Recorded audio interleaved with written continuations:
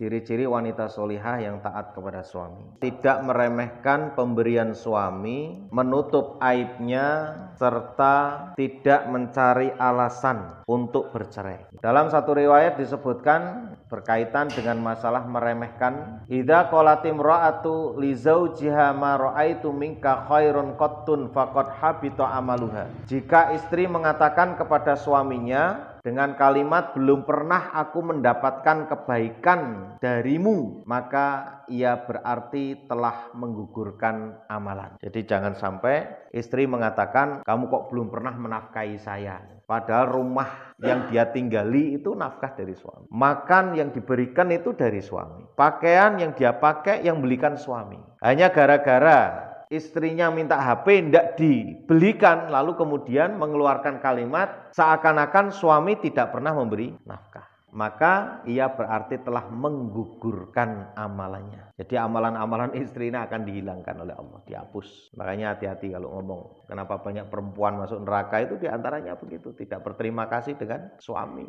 Makanya apapun yang diberikan oleh suami, sudahlah terima dengan senang hati. Suka tidak suka. Padahal yang diberikan barangnya juga tidak disukai. Tapi tidak boleh menampakkan ketidaksukaannya. Itu yang disebut dengan menutup aib, ya, termasuk menutup aib. Misalnya ada seorang suami membelikan barang lah, sesuatu yang dia tidak suka sebenarnya, tapi dia mencoba untuk menutupi ketidaksukaannya itu, ya, di depan suami seakan-akan seolah-olah dia suka. Dan kemudian dimanfaatkan apa yang diberikan oleh suami tadi. Nah, ini termasuk menutup aib. Luar biasa kalau ada seorang yang bisa mengamalkan seperti itu. Dalam satu riwayat yang lain, adakah seorang laki-laki yang menceritakan apa yang telah dilakukan dengan istrinya, atau seorang istri atau seorang wanita menceritakan apa yang telah dilakukan oleh suaminya, maka terdiamlah semua orang yang ada di sekeliling Nabi itu. Lalu ada yang menjawab, benar ya Rasulullah. Jadi ketika seorang suami dan istri berhubungan badan, saling membuka aurat, lalu auratnya itu diceritakan kepada orang lain. Istrinya menceritakan kepada yang lain, entah laki-laki maupun perempuan, temannya. Yang laki-laki juga menceritakan tentang keadaan istrinya.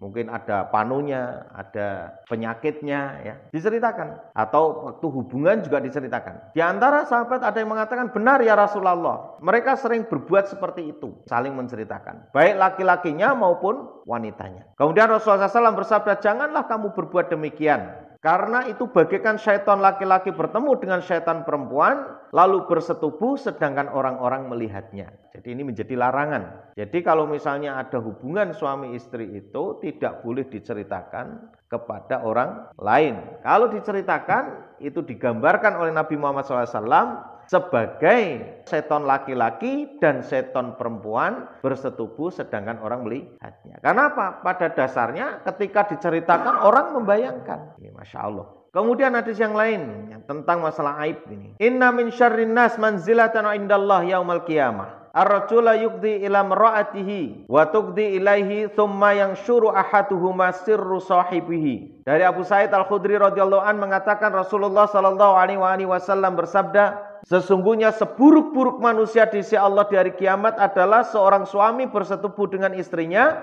kemudian masing-masing suami istri menceritakan kekurangan yang terjadi pada masing-masing. Termasuk istrinya mengatakan, wah ternyata suami saya loyo, itu udah nggak bisa ngapa-ngapain, itu kan termasuk aib. Atau ternyata suami saya nggak kuat lama. Atau yang laki-laki juga cerita tentang istrinya. Dan seterusnya begitu. Dibukalah, itu namanya aib. Ya, kalau itu jelas aib itu betul-betul terlarang. Tidak boleh diceritakan. Ini akan membuat orang lain merasa penasaran. Yang akhirnya akan menggoda suaminya atau menggoda istrinya. Nah, ini jadi masalah. Kalau untuk konsultasi, boleh. Karena kalau konsultasi itu berarti ada problem solving, ya, ada pemecahan masalahnya.